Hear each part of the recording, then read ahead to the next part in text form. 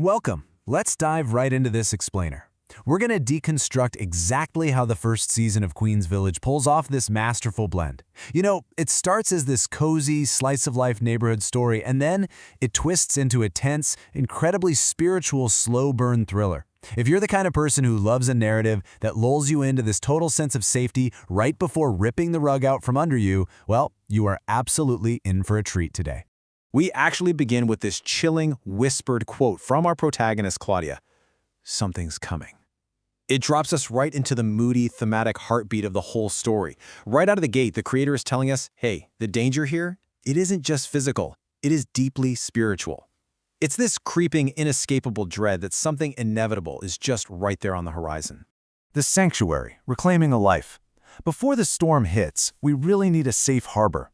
Let's establish that warm, everyday world the creator builds up just to give us a false sense of security. At the absolute center of our story, we've got Claudia Reid. She's a 55-year-old woman wearing her black apron basically like a suit of armor. Her quiet comeback story is anchored entirely by her tea shop, Maggie Teas. The flickering neon sign of that shop is practically a heartbeat for her, It's her kingdom, it's her sanctuary, and it's the ultimate symbol of her reclaiming her life after losing so much in her past. And that brings us to this core theme of community as a shield. Enter the fiercely loyal chorus of elders, affectionately known as the Breakfast Club. We've got old man Sam Minucci with his oxygen tank, Sally Balducci, the impossibly glamorous Lady Diana rocking her indoor sunglasses at 79, Chatty Catty, Lily Palmer, and Chuck Morrison, a 9/11 survivor. They aren't just background extras. They form this incredibly tight protective circle around Claudia. Literally, they are the eyes and ears of Queen's Village. The disruption. Enter Officer David News. Let's see what happens when the gentle, predictable rhythms of this neighborhood are completely upended. So David is this 6'2" ex-Marine, and the moment he arrives, the very air inside Maggie T's shifts. I just love the script here. It uses these incredibly sensory, cinematic details to introduce him. He smells like cool water and trouble. Come on, that's great. It instantly sparks this unspoken, heavily charged romantic chemistry between him and Claudia. Their fingers just brush over a coffee cup and boom, the dynamic of the whole room changes. But the creator perfectly juxtaposes those creeping thriller elements with the warm, laugh-out-loud humor of the community. The elders loudly, and I mean loudly, analyze this new temptation in a uniform. Lady Diana drops the classic line, "He got buns, and I don't mean Cinnabons." It brings this fantastic levity, really grounding the show in reality before things take a sudden dark turn. Now here is where things get really interesting, because the tone abruptly pivots. Beneath the surface-level flirtation of ordering coffee, David drops a heavy, ominous warning. He tells her, "Make sure you turn off your lights upstairs tonight, because I drive by every night." That right there signals to Claudia and to us that he's watching the block for a much darker reason. It's not just romantic interest anymore, it's surveillance. The escalation, a shadow in the alley.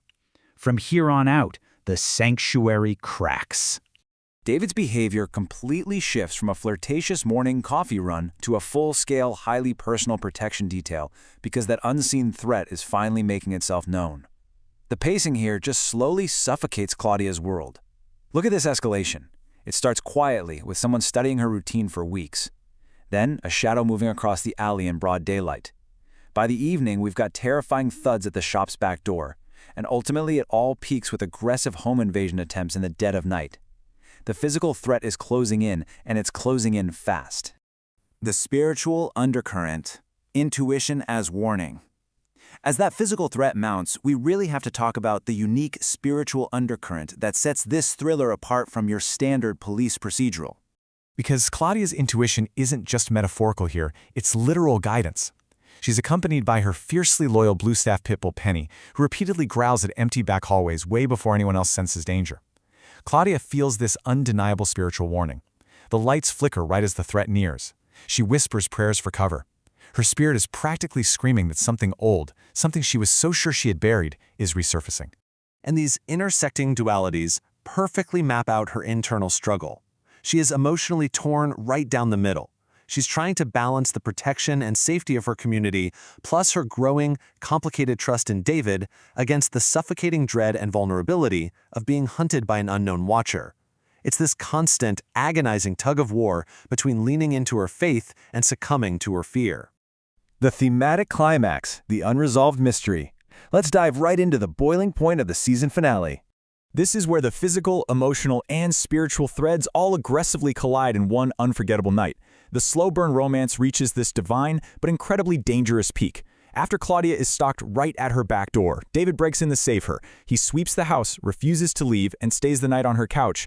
And in this beautiful, silent moment of validation, Penny, who, let's face it, is the ultimate intuitive judge of character, chooses David, curling up right at his feet. But the fragile safety of that moment is totally shattered when David finally admits the terrifying truth he's been holding back for weeks. He tells her, "Someone wants something from you. The stalker in the alley? Not random. This isn't some crime of opportunity. The threat is intimately, terrifyingly personal." And that brings us to the central, haunting question that the first season purposefully leaves unresolved. Out of everyone in Queen's Village, why Claudia? The creator leaves us with this chilling realization. Whatever is hunting Claudia isn't just a physical entity. It's a reckoning with her own destiny. The beautiful life she built at Maggie T's might be her sanctuary, but it absolutely cannot hide her from the past she tried to leave behind. Which brings us full circle right back to that spiritual cliffhanger. Something's coming. We are left to wonder what parts of her buried past have finally caught up to her. And when that shadow finally steps out of the alley and into the light, will her sanctuary survive the truth? It's a brilliant setup, and I don't know about you, but it leaves me absolutely needing to know what happens next. Thanks so much for joining me on this explainer, and hey, keep your lights on.